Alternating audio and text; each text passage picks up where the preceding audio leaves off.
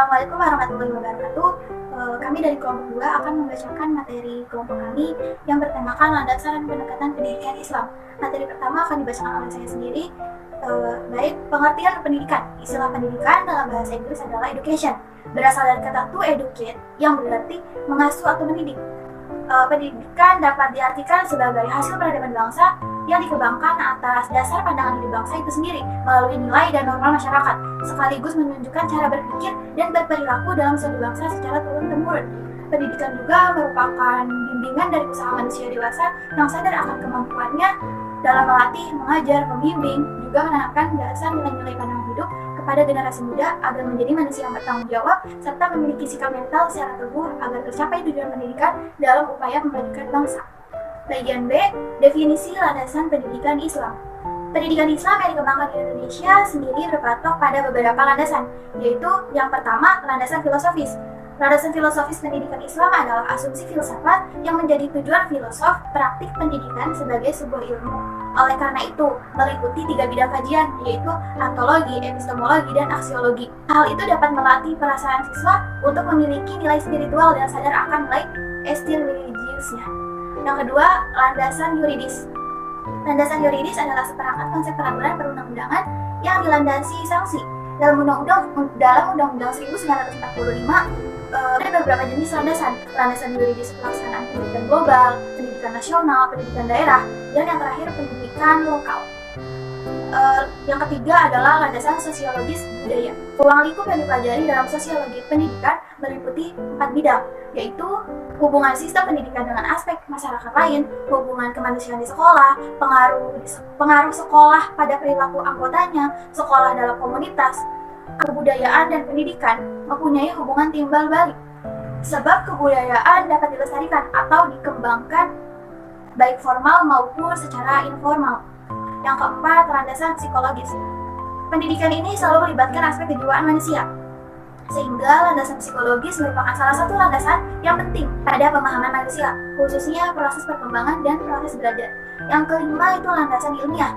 Ilmu pengetahuan dan teknologi mempunyai ikatan yang sangat erat. Setiap perkembangan iptek harus segera diakomodasi oleh pendidikan. Kemampuan dan sikap ilmiah sedini mungkin harus dikembangkan dalam diri peserta didik.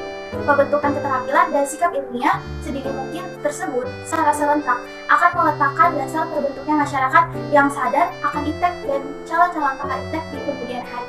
Yang keenam, landasan perencanaan pendidikan.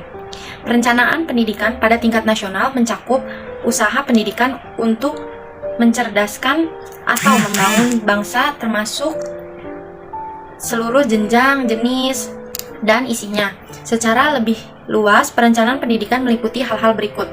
Yang pertama, yaitu ada perencanaan pendidikan adaptif. Yang kedua, yaitu ada perencanaan pendidikan kontingensi. Yang ketiga, yaitu ada perencanaan pendidikan kompulsif. Yang keempat, yaitu ada perencanaan pendidikan manipulatif. Yang ketujuh, landasan kurikulum pendidikan.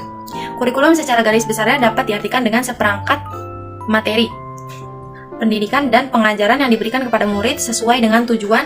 Dalam dunia pendidikan, istilah kurikulum telah dikenal sejak kurang lebih 1 abad yang lampau. Kemudian, istilah kurikulum berkembang dan dirumuskan dalam berbagai arti. Kurikulum meliputi seperangkat kegiatan pembelajaran, filosofi kelas, filosofi tujuan seluruh mata pelajaran, serta pengalaman yang digali dari aktivitas di dalam kelas, aktivitas di luar kelas, maupun aktivitas dalam kehidupan masyarakat. Definisi kurikulum modern ada 2, yaitu kurikulum adalah sejumlah pengalaman pendidikan, kebudayaan, sosial, olahraga, dan kesenian yang disediakan oleh sekolah bagi murid-muridnya di dalam dan di luar sekolah dengan maksud menolongnya berkembang secara menyeluruh dalam segala segi dan mengubah tingkah laku mereka sesuai dengan tujuan-tujuan. Yang kedua, yaitu kurikulum adalah sejumlah kekuatan, faktor-faktor pada lingkungan pengajaran dan pendidikan yang disediakan oleh sekolah bagi murid-muridnya dan sejumlah pengalaman yang lahir daripada interaksi dengan kekuatan dan faktor-faktor ini. Metode-metode dan cara-cara dan bimbingan yang diikuti oleh murid-murid untuk mendorong mereka ke arah yang dikehendaki oleh tujuan yang dirancang. Metode dan cara penilaian yang digunakan dalam mengukur hasil proses pendidikan yang dirancang dalam kurikulum. Yang kedelapan yaitu landasan supervisi pendidikan. Supervisi adalah usaha petugas sekolah dalam memimpin guru-guru dan petugas pendidikan lainnya dalam memperbaiki pengajaran, termasuk mengembangkan pertumbuhan guru-guru, menyelesaikan dan merevisi tujuan pendidikan, bahan-bahan dan metode mengajar serta penilaian pengajar. C. Objek formal ilmu pendidikan. Objek formal ilmu pendidikan dapat diartikan menjadi dua, yaitu satu dalam arti maha luas.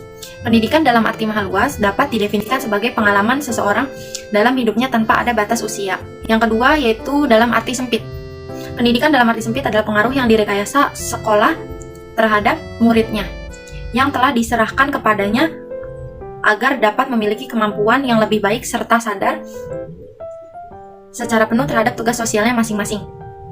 Pola ajar pendidikan Islam. Pendidikan Islam adalah pendidikan yang dilaksanakan berdasarkan pola ajaran Islam, karena ajaran Islam berdasarkan Al-Quran, Sunnah, pendapat ulama, serta warisan sejarah, maka pendidikan Islam pun mendasarkan dari semua itu. Pendidikan dalam Islam merupakan sarana penyempurnaan akhlak. Adanya yaitu satu, tarbiyah. Tarbiyah itu pendidikan yang digunakan untuk mengungkapkan pekerjaan orang tua yang mengasuh anaknya sewaktu kecil. Menurut Bukhari Umar bahwa makna kata tarbiyah meliputi 4, yaitu pertama, menjaga dan memelihara fitrah anak, menjelang balik. Kedua, mengembangkan seluruh potensi dan kesiapan yang bermacam-macam. Ketiga, mengarahkan seluruh fitrah dan potensi anak menuju kepada kebaikan dan kesempurnaan yang layak baginya. Keempat, proses ini pendidikan ini dilakukan secara bertahap. Yang kedua, takdib. Pengertian takdib seperti ini terus terpakai sepanjang masa kejayaan Islam. Hingga semua ilmu pengetahuan yang dilakukan itu adalah oleh akal kemanusiaan. Waktu itu disebut adab, baik yang berhubungan langsung dengan Islam seperti fikih, tafsir, tauhid, dan sebagainya. Adapun yang tidak berhubungan pada takdim yaitu fisika, filsafat, dan astronomi. Dan bagian ketiga yaitu taklim. Taklim yang bertujuan memperoleh pengetahuan dan keahlian berpikir yang sifatnya mengacu pada dominan kognitif seperti dalam Al-Quran surah Al-Baqarah mengenai proses pengajaran Nabi Adam yang diakhiri dengan tahap evaluasi. Konotasi konteks kalimat itu mengacu pada evaluasi dominan kognitif, yaitu penyebutan nama-nama benda yang belum diajarkan pada tingkat domain lain. Profesor Dr. Omar Muhammad At-Taumi Asy-Syaibani mendefinisikan pendidikan Islam sebagai proses pengubah tingkah laku individu pada kegiatan atau kehidupan pribadi, masyarakat, dan alam sekitarnya dengan cara mempelajari suatu aktivitas asasi dan sebagai profesi di antara profesi-profesi asasi lain dalam lingkungan masyarakat. Dan selanjutnya, dasar pendidikan Islam. Adapun Al-Quran dan Sunnah telah menguraikan dengan jelas dasar pendidikan Islam yaitu dasar tauhid. Seluruh kegiatan pendidikan Islam dijiwai oleh nama-nama ilahiyah dan sekaligus dimotivasi sebagai ibadah. Dengan ibadah pekerjaan pendidikan lebih bermakna, tidak hanya makna material tapi juga makna spiritual. Dalam Al-Quran dan hadis, masalah tauhid adalah masalah yang pokok. Ibnu Ruslan contohnya yang ditulis oleh Abudin Nata mengatakan bahwa yang pertama diwajibkan bagi seseorang muslim adalah mengetahui Tuhannya dan dengan penuh tauhid atau keyakinan. Yang kedua, dasar kemanusiaan. Yang dimaksud dengan dasar kemanusiaan adalah pengakuan akan hakikat dan martabat manusia. Karena setiap muslim memiliki bersamaan derajat, hak dan kewajiban yang sama. Yang membedakan antara seorang muslim dengan lainnya hanyalah ketakwaannya. Selanjutnya, dasar kesatuan umat manusia. Yang dimaksud dengan dasar ini adalah pandangan yang melihat bahwa perbedaan suku bangsa, warna kulit, bahasa, dan sebagainya bukanlah halangan untuk mewujudkan persatuan dan kesatuan ini, karena manusia memiliki tujuan yang semua sama, yaitu mengabdi kepada Tuhan.